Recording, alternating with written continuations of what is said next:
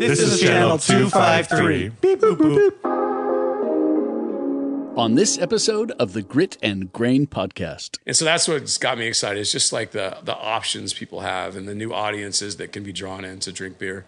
Not just for the sake of getting drunk, but just that community, you know, around beer. Yeah, there's a lot of fun opportunities, you know. And people get together, like at the GOAT, we get together, we talk about politics or like Chris Rock and Will Smith, whose fault was it? You know, let's talk about that. You know, top 10 hip hop groups, or you know, just all sorts of different off the stuff. rest of our audience with this conversation.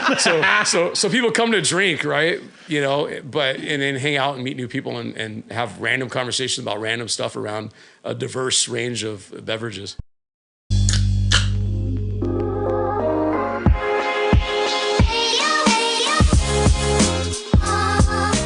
Welcome to the Grit and Grain podcast, where we explore and celebrate the craft beer industry, community, and history in Tacoma, Washington, and surrounding Pacific Northwest areas. Thank you so much for hanging out.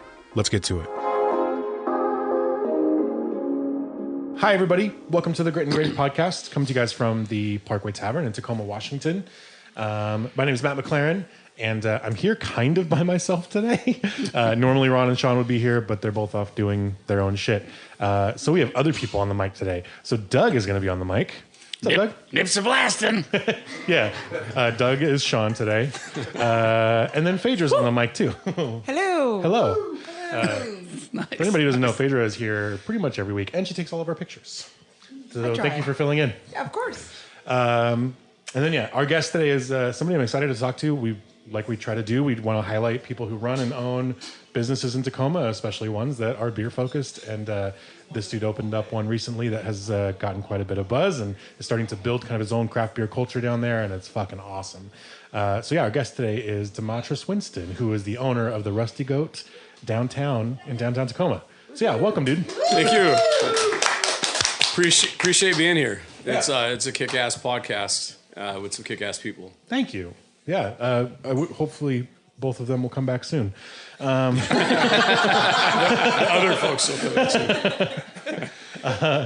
No, man, I'm glad you're here, man. And you and I have talked about this, and yeah, it's good timing, and your spot seems to be kind of popping off a little bit. I hear like non-beer folks talking about it, which is like bittersweet to me because it was kind of like the secret industry hole in the wall for a little while, and it seems to be branching out from that. So I'm excited, but also it's not going to be me as... too. The landlords like to get rents. but yeah, I think it is getting some more attention from folks. So yeah, which is that's great. always a nice thing. It's the blend, introducing people to something different. For sure. Which you've made a habit of that. Your tap list is just unbelievable, and I can't wait to talk about some of the beer that you have elected to bring in. Yeah. Both mine and otherwise. Which, by the way, do you need an order this week? I probably actually do. Okay, cool. We go We'll talk about it later. We go out of town next week, so I need it. I'll stock up. Sweet. We'll do that during the commercial. I'll hit you up. Yeah. What are you drinking right now, man? This is the E9 Berliner Weizen. Sweet. Which is fantastic. I am sure it is. I have not had... No, I don't think I've had that. Yeah, don't miss it. Do you know which one it is? I don't know. Okay. Yeah. Is it just called Berliner Weizen? Or is it just the... No, it's like the... It's like a... Is that RG? RG? Okay, That's it. There we go. I did have that. Yeah. All right.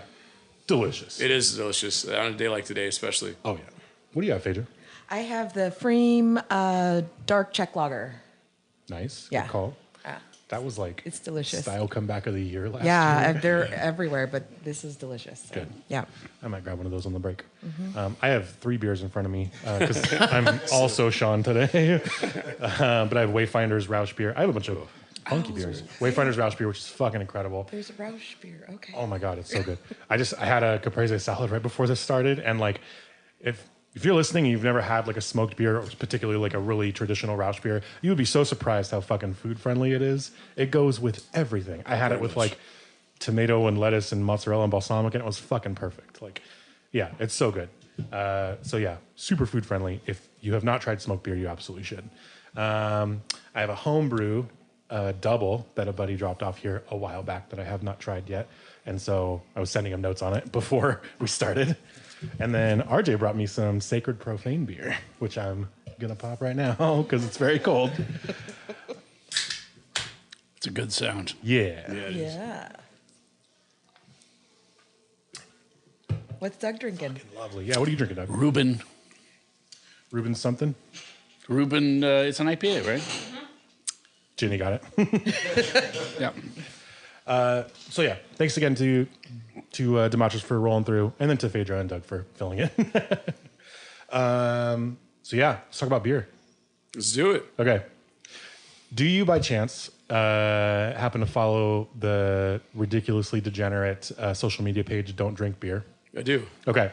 Did you see them feature Tanium Creek today? Yeah. Okay. Yeah. Is anybody in this room familiar with Tanium Creek?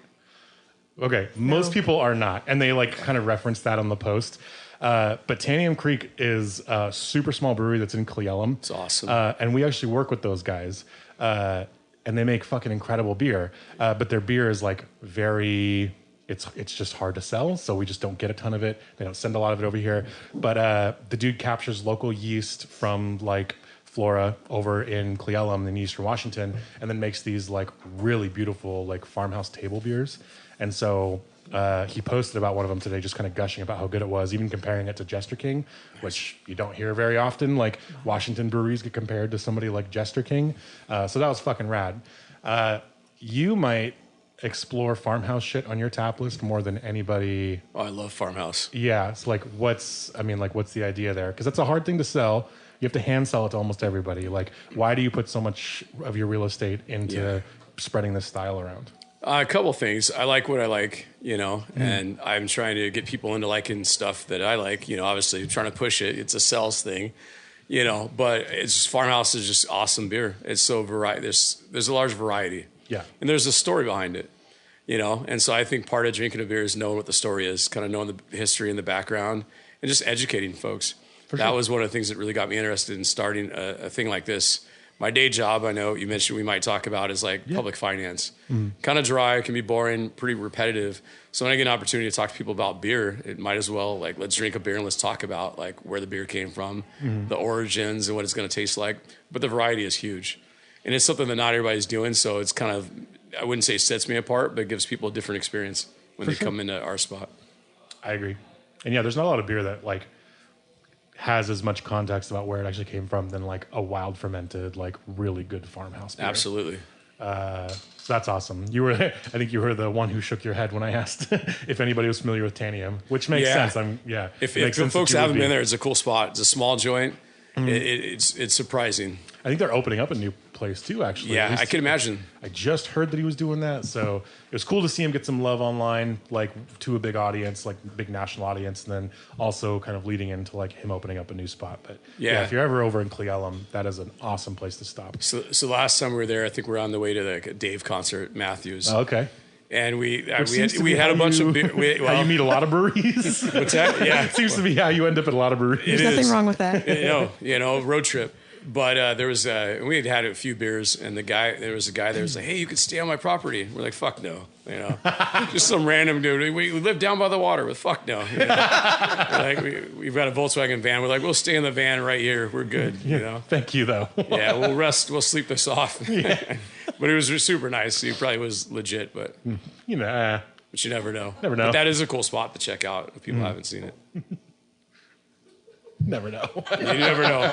Chances I don't see it. Never know. I have trust issues too. No. Smart man. Yeah. So yeah, I mean, you said your day job, like you said, it was kind of repetitive, and was that like what led you to starting your own beer business? Like, I mean, you and I have talked. Like, you knew about most of my breweries before you and I really started working together. It's clear that you've like traveled around and had done a bit of research on like small bougie breweries. Yeah. So yeah, like, where did the idea for the business come from? It's kind of been a long time in coming. I think, during COVID, I got COVID, and so I think what really launched it was like years before that. I'd been talking to a friend about it, and he went out and did it. He opened a place on Friday Harbor called Cease and Desist. Oh, yeah. Which is the shit. It's legit. It's a beautiful spot. You get off the ferry, you look at it, and now he's over in Hawaii. He's going to open a place called How's It Brewing. All right. Nice. And his brew is going to be ridiculous. Yeah. And so, one of my best friends for years, and so he did it, and I was like, fuck, I want to do that here in Tacoma, where I live, where I can build community. And so I've had the idea of a long time to do something like call a black beer collective or brown beer collective, because the audience is untapped. You know, and so that's been the cool thing about my spot is I've brought in people that you don't see at other places because they see somebody different behind the bar. Sure. And so, you know, I've obviously got a taste in beer, got my own kind of style of beer that I like. But I do IPAs, I do a whole range of stuff, but that's really what it's about, is just building a community. You know, I'm used to snowboarding and skateboarding growing up and had that community. You don't have that community when you're cutting people's budgets and you're doing all those things.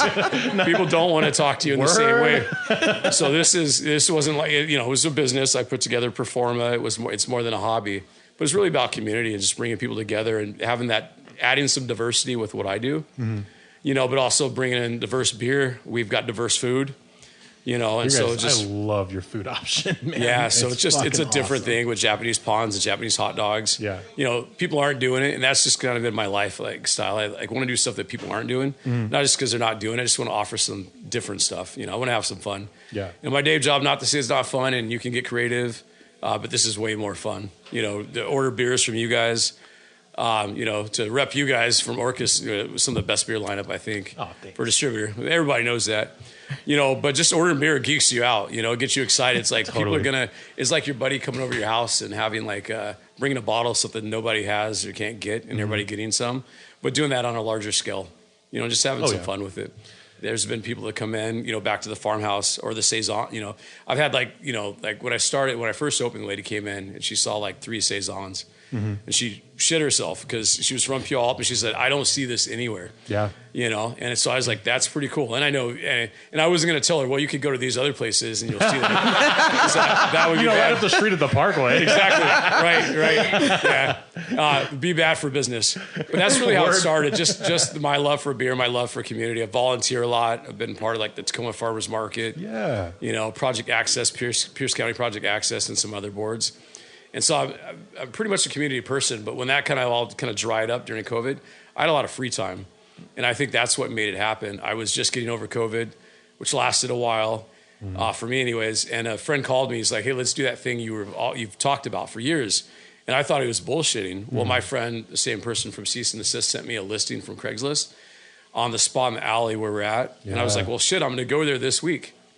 And he's like, well, I'm coming with you. And so we looked at the place and like, this is the spot. So we started off as partners. He went on to reopen a brewery and left me behind doing my little tap room. And so I became a solo, you know, practitioner of this beer thing. Sure. But that's really was the catalyst. I thought about it for a long time. And then the opportunity kind of knocked with COVID. It was kind of a slow roll. I didn't have to get it all done at once. Yeah. So I could kind of finance it as I went. And so that helped make the dream happen. Nice. It's just the stars aligned, I guess. That's awesome. When you're talking about like how you kind of geek out ordering beer, like it's a part of the job, you have to do it, but it's like the funnest part of the job, maybe except for like, you know, connecting with consumers and, you know, changing how they see beer. But like I do this every week. I work with breweries directly. I order beer for us to distribute. And like even just going through breweries' fresh sheets every week and like seeing new shit that they have to sell us, I'm just like, oh, I can't wait to fucking try that. Like I still do that shit. Yeah. I don't think it gets old. I don't think so either. Like I've never been able to shake that love or whatever off. Like it's, you know, not that I would want to, but it doesn't seem to go away. And I've had a lot of jobs, and it's the only one where every single week I'm looking at the same beer lists from all these different breweries and going, oh my God, I can't wait to try this, or I can't wait to tell somebody about this or whatever. And then I'm usually texting people like you or Sean or Ron going, hey, you'll never guess what I just fucking saw on this list. Like what I scored. Well, it's like a baseball lineup or something. It's like trying to put the right team together, you know? And so that's what I try to do, is put the right mix of stuff together. Not too much of this. Yeah. You know, not too little of this. I probably go, like you said, on the deep end with Farmhouse, Saison, and stuff. Yeah, you do. It's like, I mean, part of it, it's funny. It's another like kind of bittersweet thing because like my job is to sort of like make sure that people are aligning their tap lineups with, at least in terms of like style, with how styles fit into like market share. Mm-hmm. So if 30% of the market is IPAs, a third of your tap lineup needs to be IPAs. If 2% of the you know, market is farmhouse ales, probably none of your taps should be farmhouse ales if like volume and money is important. Yeah, if you want to pay. And you're just like, yeah, fuck all of that. Like, I'm going to talk to everybody directly and make sure that they understand like why I'm choosing this beer, why it's awesome. And that's like a thesis behind the podcast almost, is we want people to have context behind the beer that they're drinking. We're trying to do it on a broad scale, but there's you know, there's like a lot to be said about somebody looking at a tap list, not seeing anything that they recognize, and then actually having somebody behind the bar being like, hey, I can tell you a whole lot about that. If you try it, I bet you'll like it. Like, here's where it comes from. Here's like, I love that. And it's, you know, I get to do it every week too, and that's why I gush about it. But I think beer is as diverse as the people drinking it.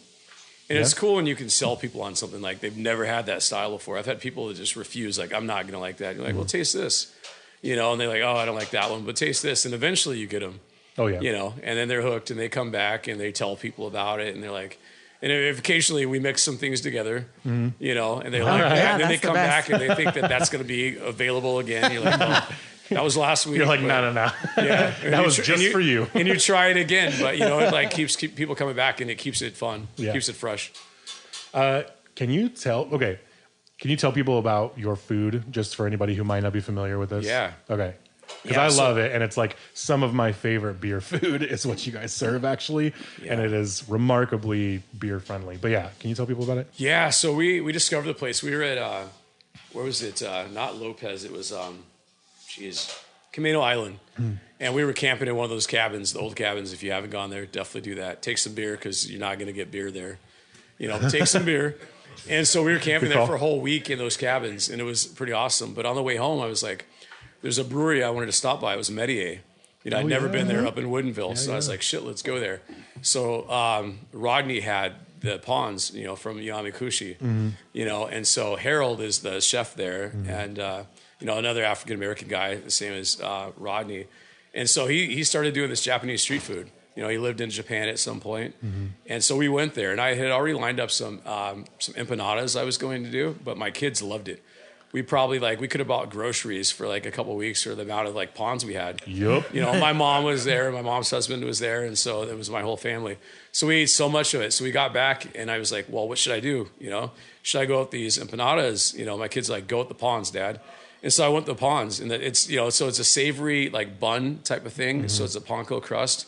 But they're it could be filled with salmon, jerk chicken, spicy curry, bulgogi, curries, chicken, beef, and just a whole bunch of other things.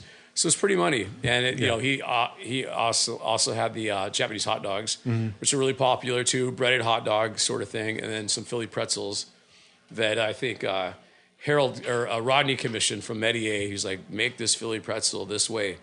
And so I remember Rodney one time telling me I couldn't serve it with cheese because that wasn't the Philly way. Oh, all right. This is the Northwest way. I've never heard this. Okay. So we serve it with cheese. And, but they're fantastic pretzels. And I think we got some Aussie meat pies we're going to try to put on the menu soon. Oh, sweet. So just trying to do different food options. Things are easy for us. We don't have a full kitchen. So things we can make with a turbo chef and just kind of rock and roll with that. And so far, people have been really receptive. It's so good. It's a fucking donut filled with like delicious meats. It is, it's so good. And it's the right price and the right amount. You can order one or two. It depends on, you know, how much beer you're going to drink. That's awesome. You have 4 pages of notes in front of you. I do. I'm a note taker. Intimidating. I know. You guys need a sheet? He's going to start asking you questions. I know. Which you totally could. We would rather it be more of a conversation than an interview. Even though I'm doing a lot of talking. But yeah, Doug is Sean today. And then you're going to be Ron today. Ron's the note? Ron is the note taker. But yeah, what's like, can you break down an item on these notes here, man? Oh, geez. You know what? I mean, you asked me like what got this started. And I took some, I was thinking about when you called me and said, you know, invited me to do this. Yeah. And it was like, I took a project management class, you know, back in the day, a couple jobs ago. And I did a report. We had to do something, you know, and I was going to do a buddy's product that he did, but I couldn't get a hold of his product to demonstrate it. So instead I decided to do it on beer and just kind of talking about how beer is like the new soft drink. You know, because there's so many different varieties, you know, the alcohol by volume is like from whatever, 2% to 20%. And so I did that. And kind of my premise was it's just disruptive, you know, and that's what I'm trying to do a bit with the tap list I have is kind of be disruptive, you know, kind of be enough different, you know, and bring people in, you know, for just the fun time and a conversation. And so I think that's when I kind of really started like my business plan was back just doing this project for this thing that kind of told me, yeah, totally. Cause I researched the hell out of this thing. I mean, obviously 4 pages of notes. Sure. I researched things, and that's really what got me like, oh shit, I could probably do this. And I've really got a deep interest in it, just based on that research. And so I think that was another kind of, what sparked the business. I think that's what convinced my wife that maybe this makes sense monetarily. You're like, look how much thought I've put into this. Yeah. And that rolled into a performa years later, but I'd kind of done all the background thing very indirectly to even thinking about like actually opening the business, but just for a thing that I had to do to pass, this project management class. Yeah. That's fucking sweet. So where does the name come from? Is it significant at all, or? Yeah, so we're going through this thing. I put together a massive, PowerPoint thing about like every single thing you could imagine, because I was really thinking through like, is this a viable thing? Am I the right person for this thing? But like we probably came up with 200 names. And so we vetted those with friends, and family at the time and just strangers. And so the Rusty part of the Rusty Goat is like just a nod to Tacoma and the blue collar history. Mm-hmm. And it's Grit City, and I've been around Tacoma long enough to see what Hilltop used to be, and it was even grittier than it is now. Sure. And so that's the Rusty part. And it's a port city too. So with all those things, the Rusty, and then just the Goat was the greatest of all times. Trying to curate the best beer list. We're also supposed to do coffee. The landlord reminded me of that the other day.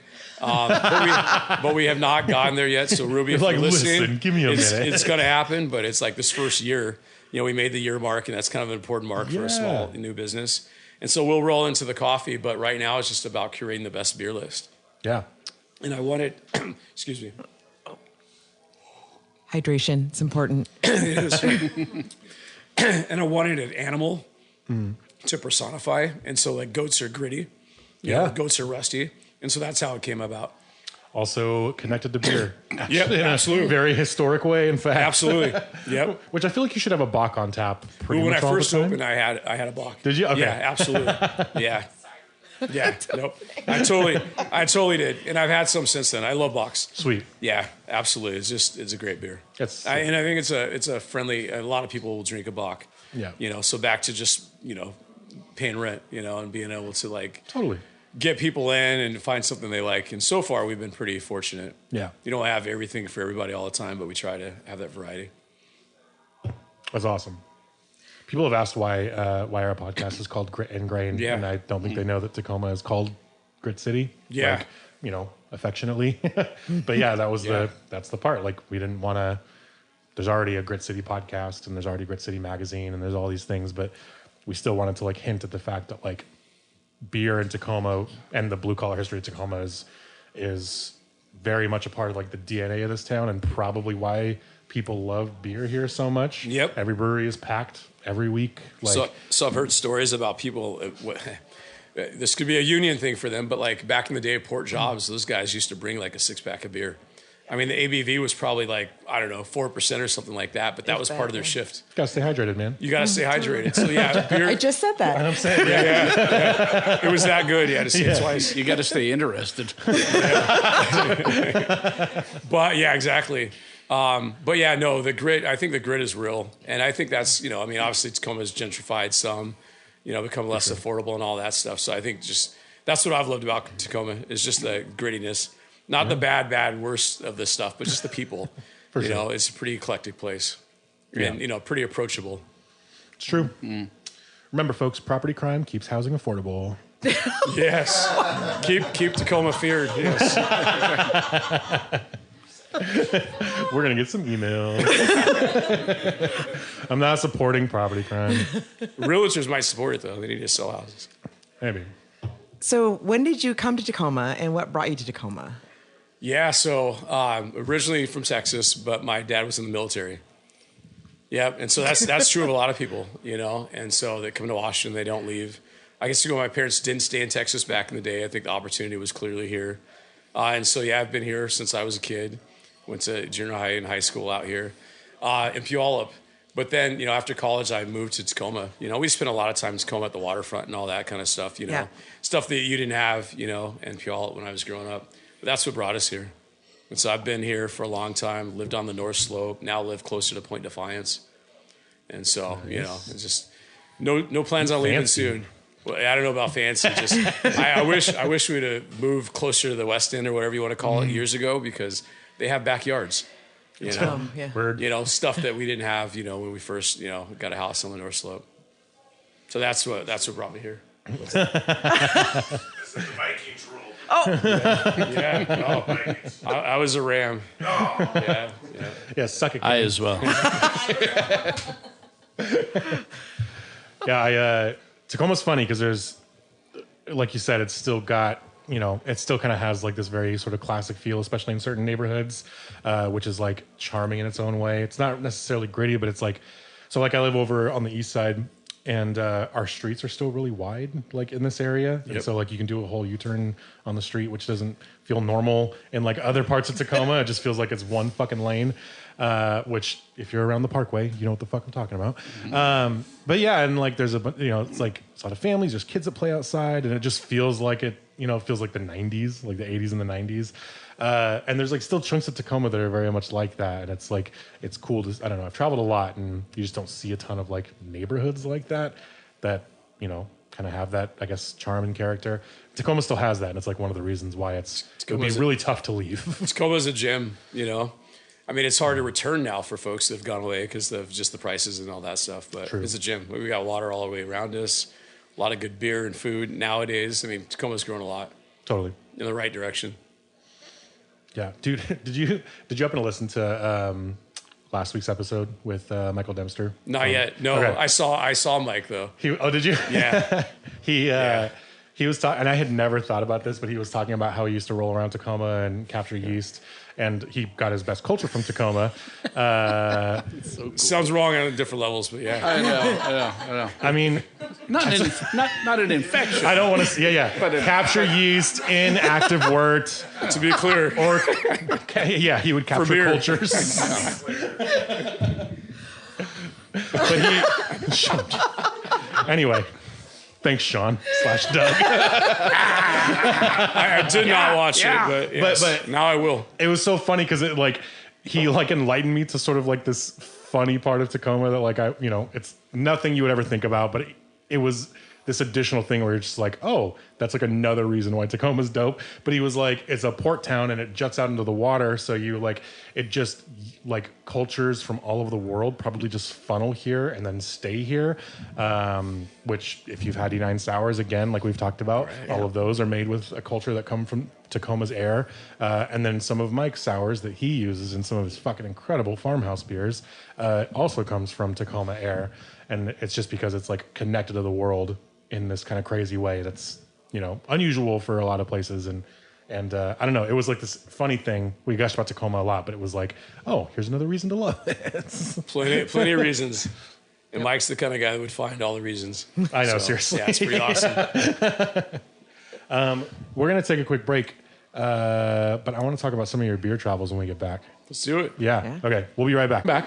I know you guys have to shout out during the break, but shout outs to Doug extra again because he's awesome and he's a wonderful producer. Doug, cheers. Fills in the mic when we need him to. Yeah. So, yeah. And I get beer. Yeah, which is a good benefit. Good beer.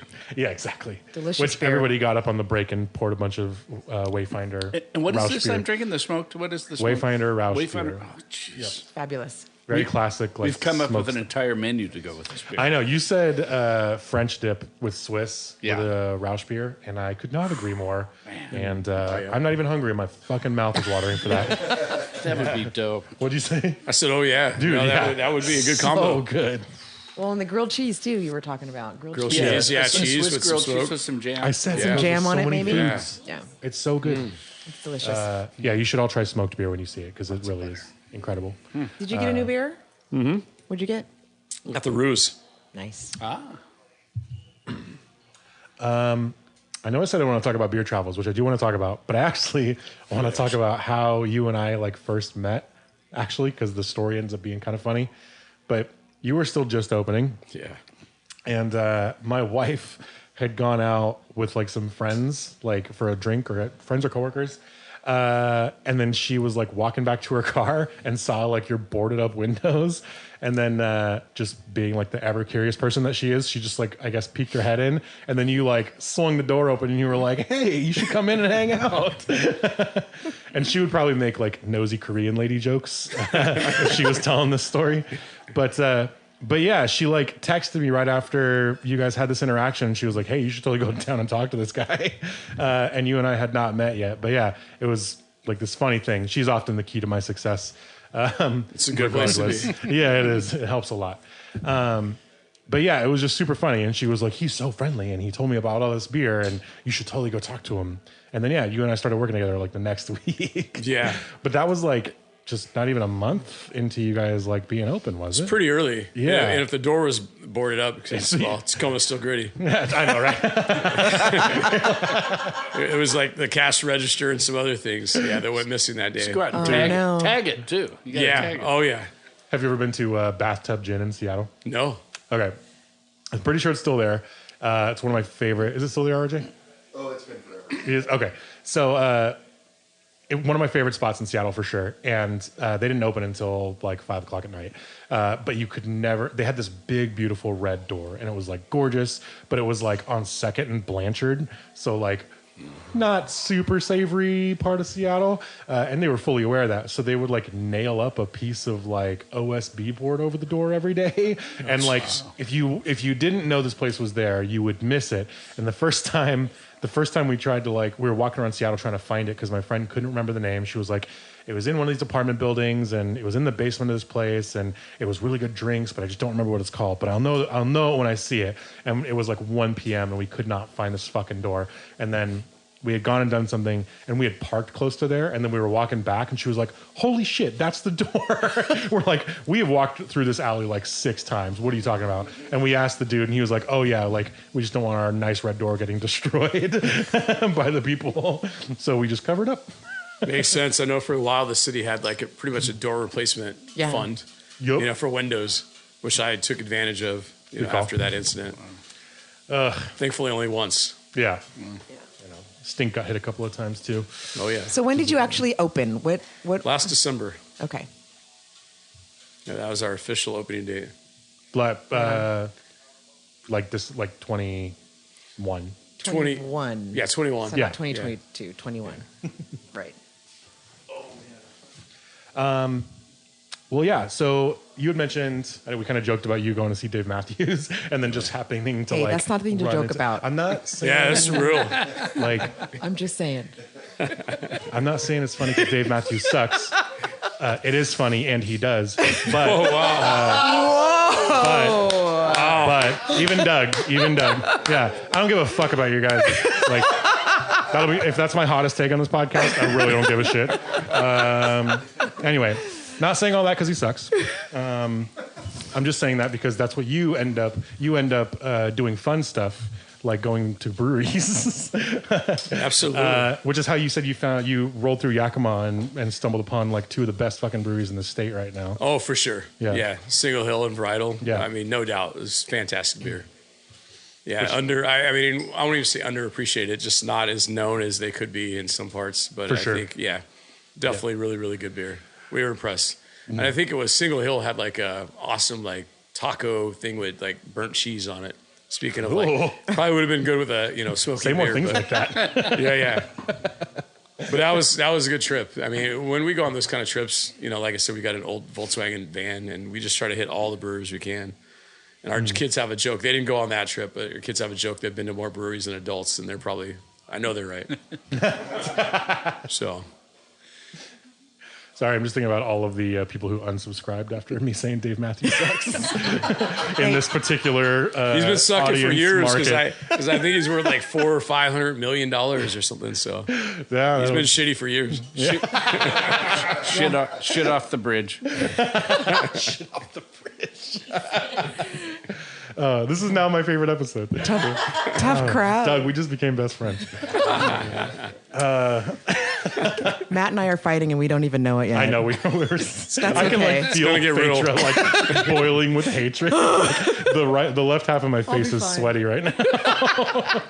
Matt, but you've been to the Gorge for concert. Oh, totally. Yeah. I would go to the Gorge for any reason, even Dave Matthews. You would It's probably, really if you beautiful. don't like Dave, you'd like him at the Gorge. Yeah, that is, 100%. I saw Pearl Jam That's there a true few statement. like when I was young, and it was be like awesome. one of the most transcendent Yeah. fucking concerts I've ever been to. Yeah, the nice thing about the Gorge is we've talked to people, and the Gorge will be in people's like top 5 Oh, yeah. venues because Dave Matthews people travel around. You know, they go there like it's a cult thing, but the Gorge is always in their top 5. Like Red Rock is like usually like number 1, and Yeah. Yep. but yeah, Gorge. I was going to say 5. top 2, honestly. I mean, Yeah, just I behind love Red it. Rock, I mean, really. that's what it'd be for me, but I haven't been to all those other venues. So, Yeah. but we're gonna take Matt. It sounds like this year. I mean, the Gorge is awesome. We saw Jack Johnson last year with the kids, and that was That's a cool one. fantastic. That was great. I would go to that. So Change the subject. I know. Just 'cause I was like going to said, I ask feel you, it. what is your beer like origin story? Like, what got you to beer in Yeah. general? Not just here in Tacoma and your own business, but Yeah, I figured yeah, you were way better at this than I am. That's a good one. I think because I didn't drink shitty beer in high school, so what? Yeah, no, I didn't drink in high school, so I didn't have to I had this shitty beer. I did drink in college, but it was like Mickey's Ice. Who is this guy? It was that's what I'm saying. It was in like Red Dog or whatever it was. It was it was whatever it was available. And then there was Coors, and then there was like Step Up, Henry Weinhardt's. Nice. And it's a progression. But I think when I got out of college, I just got my own place, stocked my fridge with Alaskan Amber. All right. So that was like my first entry to better beer, But I think I just became kind of a nut about it. Probably when I started coming to the Parkway, years ago, because I've been coming for years. Yeah. And then I Parkway just will started. turn you. Yeah, Yeah, for yeah. sure. And then I just started exploring other stuff. And then, in terms of beer trips, I started hanging out with Arlen Harris, who I know you guys talked about a lot on one of the podcasts a while ago. Which you'll have to tell me again, like how you guys know each other. Yeah, most definitely. So Arlen and I know each other because I used to work for the governor's budget office. That's right. Back in the day. Yeah. And he was at the lottery. And so he was their alleged liaison, their lobbyist. And so he would come bullshit with me to make sure that he got his stuff funded. Yep. And then, but he also had a good friend, a guy named Mike Steenhout, who worked with me at the time. And I took over his portfolio at the governor's budget office when Mike went to Liquor Control Board before it was Liquor Cannabis Board. Yep. So Mike became like the pot czar or something like that, doing all sorts of fun stuff. He was their comptroller, their dollars guy, but then he went to like their policy guy around marijuana. And so that's how I know those guys. And since then, we've taken some pretty amazing trips, all over to drink beer together. That's fucking rad. Yeah. And since we're talking trips, I think one of the best trips was going to Hair of the Dog, but like the day before, I think Hair of the Dog. And Arlen, knowing everybody, knows Alan and yeah. So we got to go back there, and Alan blew off dust from bottles that he had brewed years ago, Fucking Hair of the Dog liqueur and experience. beer and all this stuff. It was another pretty one. ridiculous. Man. You weren't there for it. Pretty Sorry. ridiculous. Oh my god. Yeah. Rub it in. No, I wasn't, but thank you. Sorry. But So he just saw an open wound and was like, "Here, have some salt." that was a fantastic trip, though, because we got to just taste stuff that you just don't get to taste. Totally. And like Alan's stuff is like, he'll have stuff that was bottled like years and years and years and years ago. Mm-hmm. And getting into some of that was, pretty amazing. So I don't know. I mean, I think that's what just got me into beer. I like just different stuff. And I think beer was like, I didn't really have a big experience with it earlier on in life. In college, I drank shitty beer. So by the time I got out, I was like, let's drink something that tastes good. Yeah. And I've never been like a hard alcohol drinker, and got into wine a little bit, but just beer is it's like, and really it's just about community. For me, like, my friends will pace me in beer. They'll lap me in beers. I'll have a beer. They'll have 5, So I think part of it is just like a good beer, good refreshing drink with good company. This is what got me to beer. Most people stay for the community. Yeah. Like, Yeah. it just ends up being that. Yeah. The industry is the same way, but like, the community is the same way. If you, Right on. engage in any way that's just beyond kind of like sipping through a glass over lunch or whatever, like talk to people at the bar, do all Yeah. that. Yeah, man, it's easy to fall in love with it very Well, quickly. I was telling you before, like having kids and a real job and all that stuff, like snowboarding, that was that was that lift cheer time and all that stuff. So it's like when you can't go to the mountains, you can go to the bar, you can hang out with people and bullshit and do all the same stuff. Not the same stuff you can do on the lift chair, but talk about things and just connect with people. Listen Break to your good music. leg in the bar. Yeah, well, I know. Could still happen. could happen. Sean must have a story like this. Yeah, I do. Yeah, I do. Shit. If I wasn't looking at you, that's such a good shot. I would. Oh man, I'm surrounded by such talented people. Impressionist. Oh shit. So what's happening in I know you keep up a bit. Like, what is happening in beer right now that you're like excited about? Like, have you seen anything that like has kind of been like, oh shit, like that's super cool, like, in terms of like changing, how the beer landscape looks?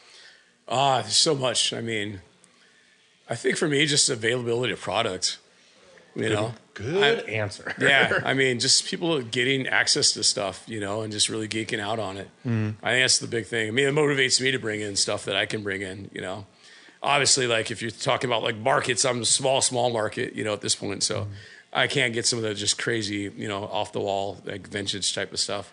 But I think it's just the availability of the stuff. And then the market I still is, I don't know what point, there's enough breweries or whatnot, but the customer base still has plenty of room for growth. It sure seems like it. Yeah, I think so, just based on diversity. So, I mean, like, one thing that I really enjoy a lot is like, 23rd Ave, small one barrel system, Yeah. black-owned brewery in Seattle. They just opened, right? They opened like it was last year sometime, Last year, I think. okay. Yeah, and so it's just pretty cool to see stuff like that happening. Right. And their story. What's that? We need to make more beer. Yeah, no, I want to get some off of from them, and I would like them to make more beer. But just their story was like inspiring to like it should be inspiring to a lot of people. They were watching, I guess, like a neighbor. I don't know which one of them lived in the house, but the neighbors across the street would like every like Saturday or Sunday, they'd be coming in with like products, stuff. And they'd be like, what are you guys doing? So finally they figured out they're making beer. They went over there, learned how to make beer. And now they're, this obviously nano sort of brewery, but doing like stuff that's like, just different, Really? I mean, like peppered stuff. I mean, just, I haven't been up there just yet, so different stuff. So, I mean, if you're willing to like try different stuff, totally worth it, and even if you're not, you should, because they're doing like a quality product. That's awesome. Yeah. Using different fruits. And so it's pretty eclectic. Sweet. Yeah. So that's been like, people ask me that question occasionally, and it's like, my answer varies, but oftentimes it's like the diversity that's like taking place, or like the increased diversity that's taking place, especially on like the production side in the beer world, is kind of where a lot of the innovation I think is going to come from over the next like 10 years, probably less. But like Lucky Envelope is like like they're an example that I usually bring up in that is like, they make these incredible beers, like they're GABF medal winners for just their like straight Helles lager, which is fucking incredible. But then, especially during like Chinese New Year or Lunar New Year, they'll put out these beers that have like really traditional Chinese ingredients. Like they're taking American brewing tradition and then sort of like fashioning it to be something that speaks more to who they are. And as beer gets more diverse, you're going to get way more of that just naturally. And that's, I mean, some Thailand, India, like different countries where craft beer is like starting to take hold, and they're adopting American beer sort of history and tradition and then changing it to be more congruent to their identity. Something's going to come out of that's going to be like, that's going to change the beer world. And it's only going to come as things get more and that's diverse. how I feel about like 23rd. I mean, I wouldn't say it's like culturally appropriate, but it's like appropriate for like what their style is and the community they serve. And it's something different, because some people are like, I'm not going to drink that. But the stuff they're doing, like their audience, it's appealing. And with Lucky Envelope, I mean, they're doing fantastic stuff. I mean, I know for a fact, I mean, if you go there, you're going to get a variety, of different beer. You're going to try something abstract, something you haven't tried, something infused with something else. Yep. And so that's what's got me excited. It's just like the options people have and the new audiences that can be drawn in to drink beer. Not just for the sake of getting drunk, but just that community. Around beer. There's a lot of fun opportunities, and people get together. Like, at the GOAT, we get together, we talk about politics or like Chris Rock and Will Smith. Whose fault was it? Let's talk about that.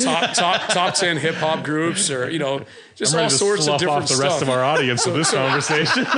So people come to drink, right? But and then hang out and meet new people and have random conversations about random stuff around a diverse range of beverages. That's great. Whose fault was it, Will or Chris? Shoot.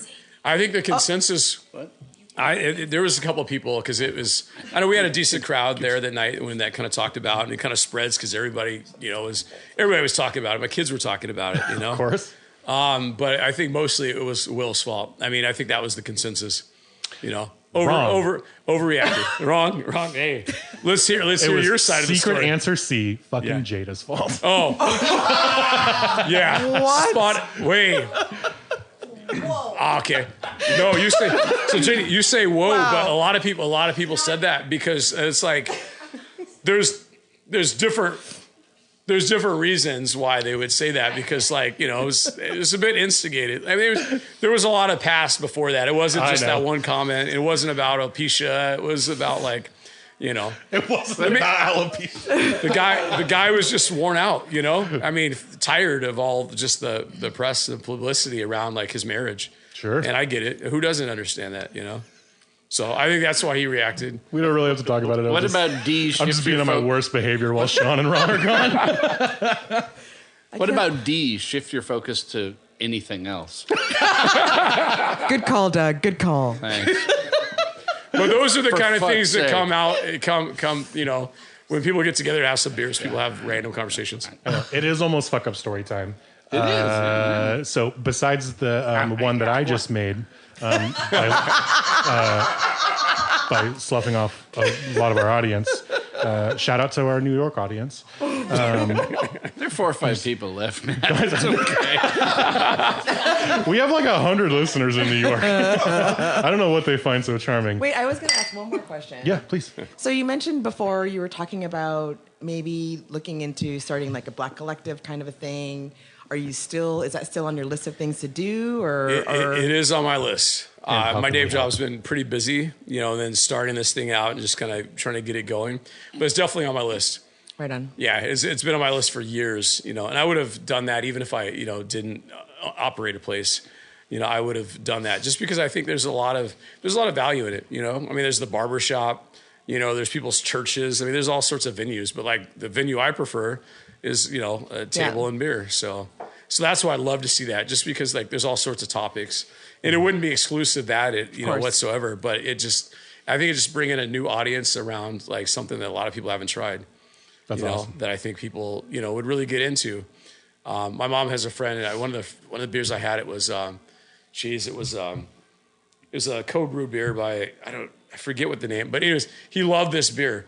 He came in and he wanted a certain beer. And I was like, dude, I don't have that by a long shot. It's we don't sell that shit. But he came in and he enjoyed this beer so thoroughly. Every time he sees my mom, Black guy, every time he sees my mom, he's like, hey, does he have that back? Opposites attract. That's what it was.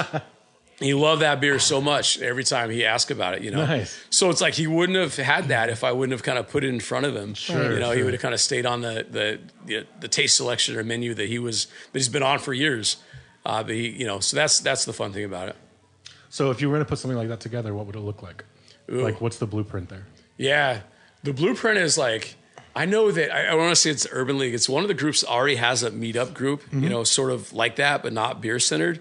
And so it would be just hey, what topics do we want to talk about?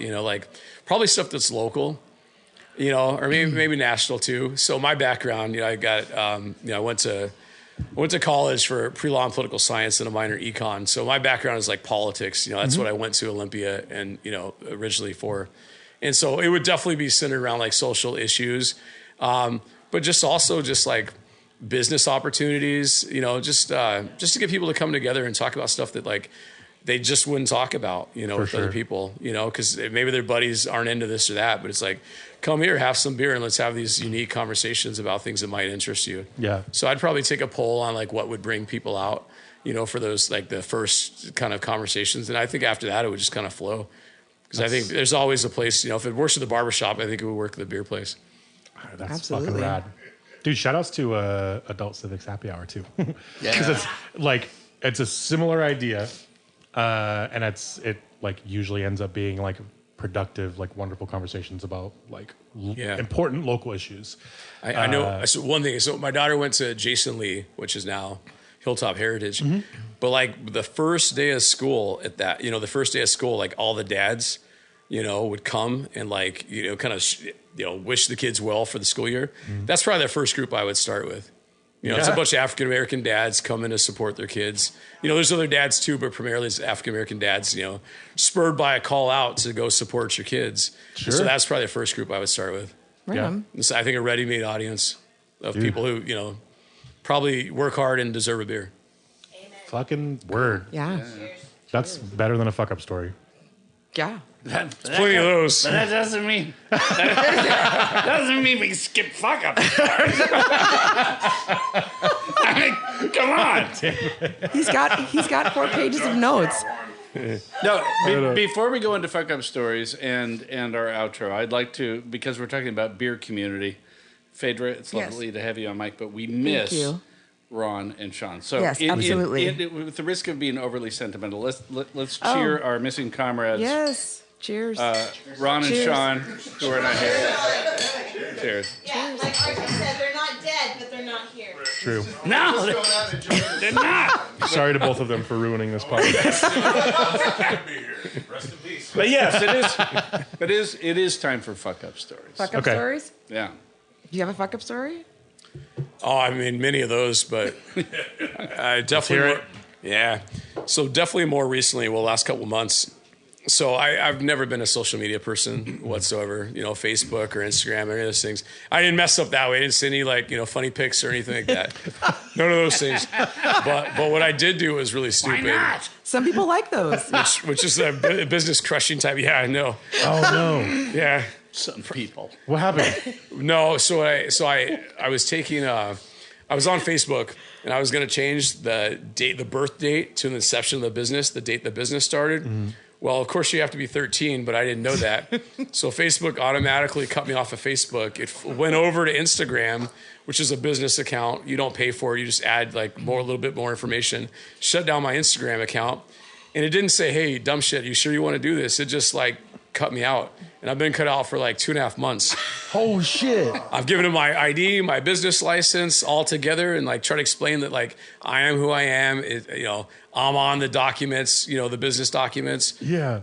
No luck because it's like a bot or something that my it doesn't get the right God. information. It sends you an email back. There's no 800 numbers, none of those things. So I'm working through a friend who's got a friend that works at Meta in the HR horrible. department, to try to get this back so I can get the, all the followers. They were pretty organic, that I built over the, So lately I've just been whatever, I haven't really posted much. I'm just I'm just hoping to get my count back because I had close to 1,000 people. That's such a bummer. Oh, no. God So damn it. big fuck up. Yeah. Cause I'm sure it's cost me business. Cause you can't. Yeah.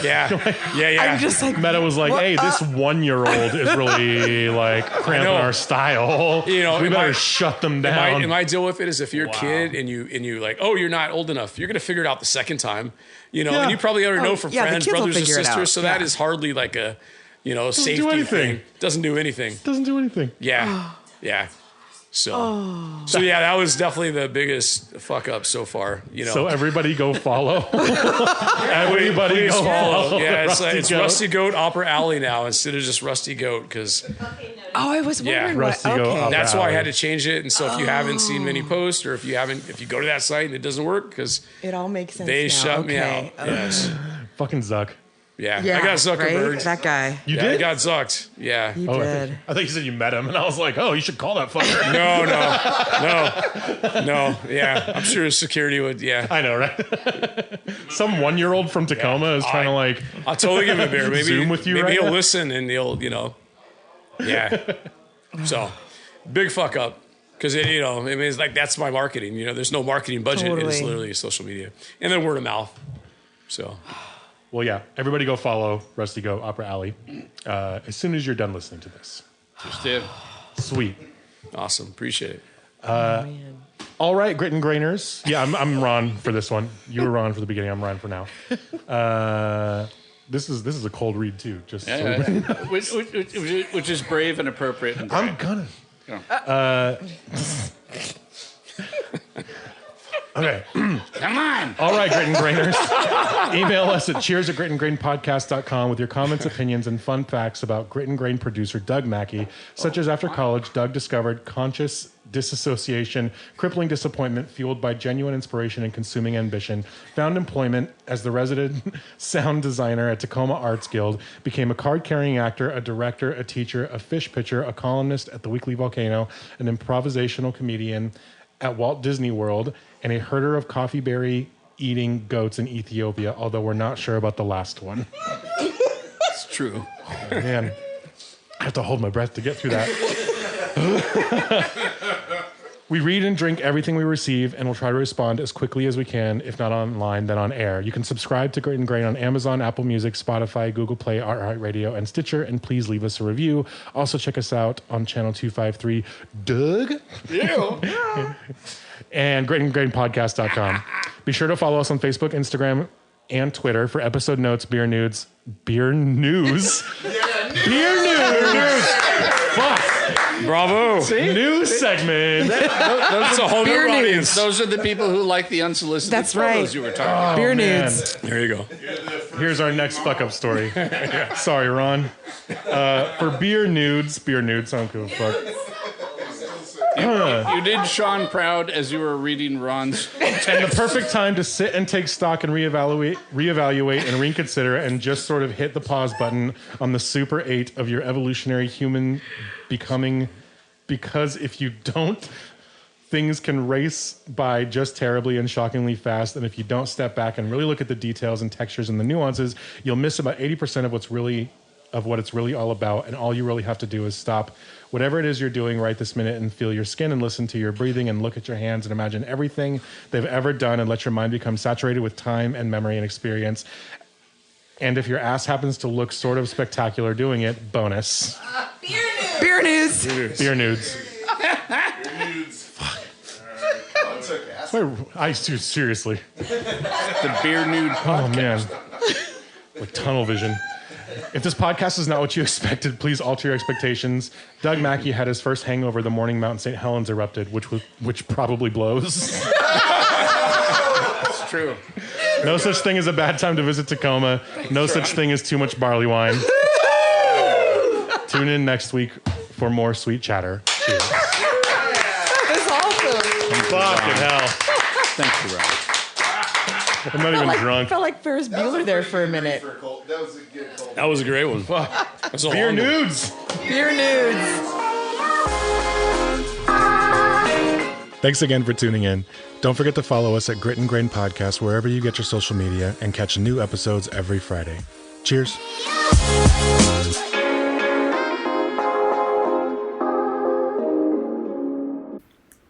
Good up.